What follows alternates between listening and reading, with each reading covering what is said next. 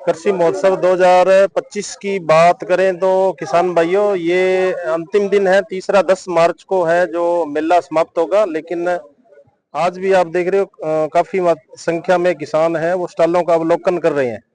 ये अपने स्टॉल देख पा रहे हैं, एआरएस कृषि अनुसंधान केंद्र श्री गंगानगर से लगी हुई है। और यहाँ पर आप देख पा रहे हो विभिन्न प्रकार के उत्पाद और चने की नई वैरायटियां जो वैज्ञानिकों द्वारा शोध हुई है, उनके बारे में यहाँ एग्जीबिशन लगा हुआ है। तो एक हमारे साथ कृषि अनुसंधान केंद्र गंगानगर से जुड़े हुए हैं, वो इन सभी प्रोडक्ट के बारे में और वैरायटियों के बारे में बताएंगे।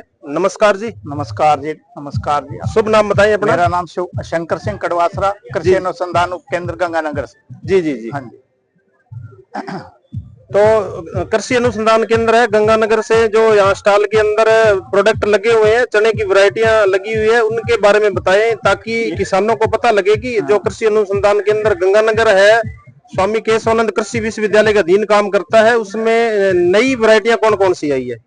सिट्रस की ये किन्नू का रूट स्टॉक में काम में लेते हैं। खट्टी की, खट्टी में कई वैरायटी होती है, जैसे जट्टी खट्टी, करना खट्टी, पैक्टिना और कैलीपैक्ट्रा। जो रूट स्टॉक होता है उसी पे किन्नू का पौधा निर्भर करता है, क्योंकि अगर हमने सही रूट स्टॉक नहीं यूज किया तो आगे जाके पौधा उस हिसाब से हमें उत्पादन। उत्तर भारत की यदि बात करें तो यहाँ तो करना खट्टा कोई ज्यादा काम में लिया जाता है, या जट्टी खट्टी। जट्टी खट्टी सैंडी सोयल ज्यादा हार्ड ना हो वहां जट्टी खट्टी काम में लेते हैं, जहां हार्ड सोयल है वहां करना खट्टा काम में लेते हैं। और कैलीपैक्टा, पैक्टिना फेरा, ये माल्टा वगैरह उसमें काम में लेते हैं। जी जी। जितना रूट स्टॉक मजबूत होगा, आगे जाकर के साइन भी उसकी ऊपर अच्छी तरीके से स्टेब्लिश्ड होगा और उत्पादन भी अच्छा मिलेगा। अगर हमने किन्नू लगाना है तो किन्नू के लिए जट्टी खट्टी प्रयोग में लानी पड़ेगी, जट्टी खट्टी या करना खट्टा। अगर हम दूसरी खट्टी लेते हैं तो वो उस अनुरूप पौधे को नहीं दे पाएगी। Next sir. नेक्स्ट है, अच्छा ये तो ये आ गया मीठा नींबू, स्वीट लाइम बोलते हैं इसको। और ये भी गंगानगर का ही है।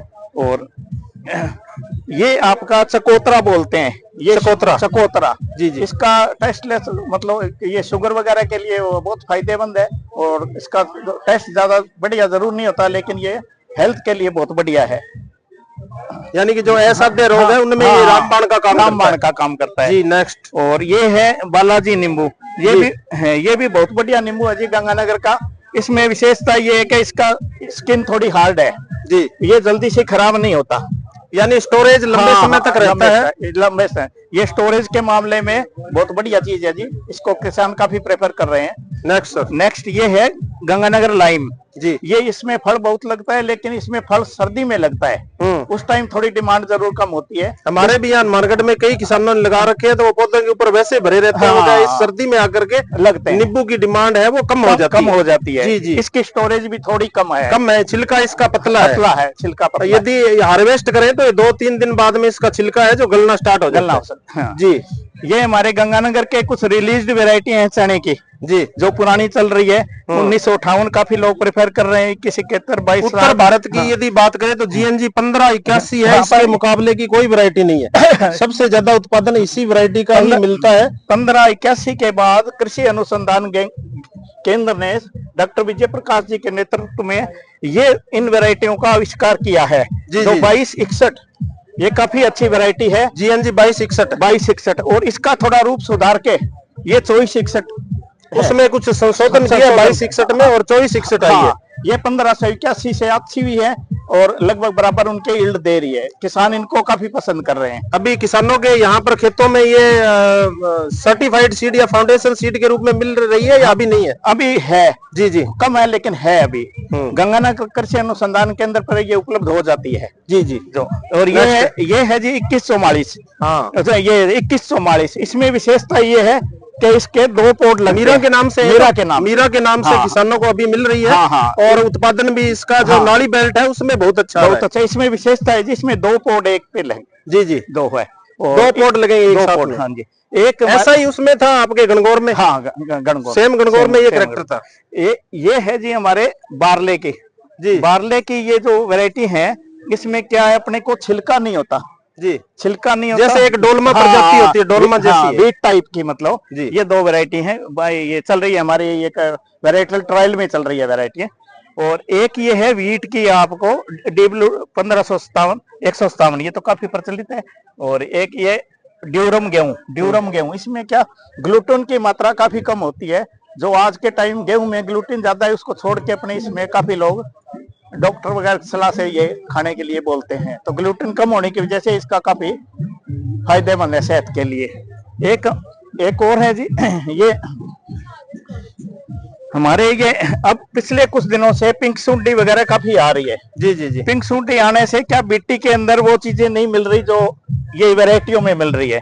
तो वैरायटियों को हम वापस इस पे अच्छा काम करके वापस किसानों को RS 2013 ये तो पुरानी वैरायटी ये पुरानी वैरायटी है। तो इसके जर्म प्लाज्म वहां पर सुरक्षित हाँ, है, वैज्ञानिकों ने इसके द्वारा इजाद किया है सब कुछ है जी। लेकिन हम ये बीच में बीटी आने से इसका थोड़ा कम हो गया था।